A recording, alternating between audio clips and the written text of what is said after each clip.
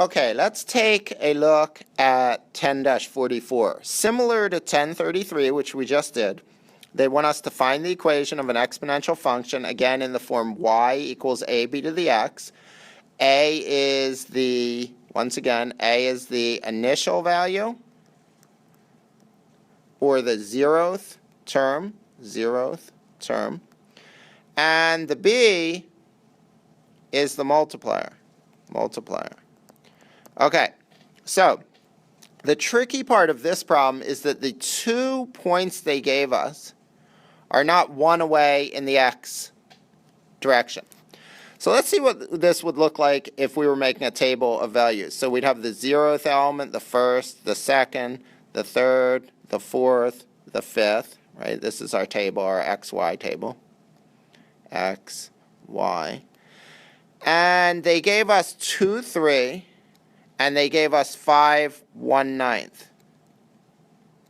Now, if they gave us 2 points that were one away in the x direction, it's easy. We just would divide the 1/9 by the 3, and we'd get the multiplier.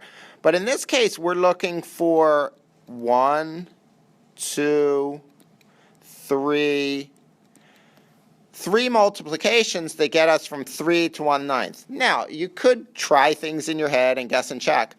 But what we could do mathematically is we could divide 1/9 by 3, and 1/9 divided by 3 is the same as 1/9 times 1/3, and we get 1/27. And again, if these were 2 points right next to each other, the multiplier would be 1/27. But they're not. They're 3 apart.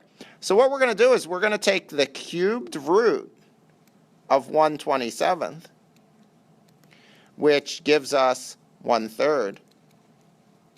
And 1/3 is now what we need to multiply by each time. So 3 times 1/3, if we were going to fill in our table, would be 1. And 1 times 1/3 would be 1/3. And 1/3 times 1/3 gives us 1/9.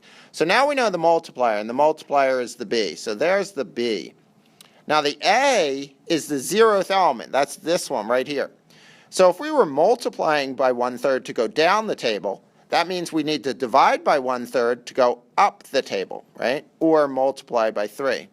So that means 3 times 3 is 9, and then again times 3 is 27.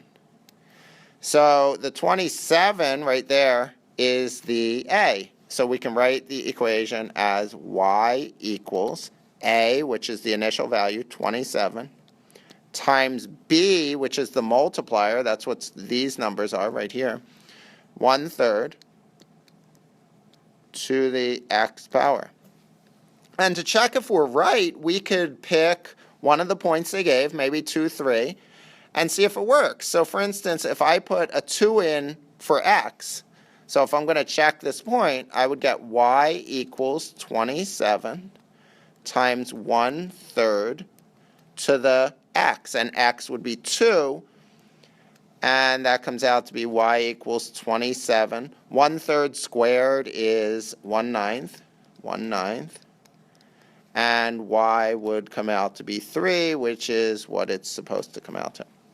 So again, we first find the multiplier, and then we find the 0th term, and then we write the answer in this form.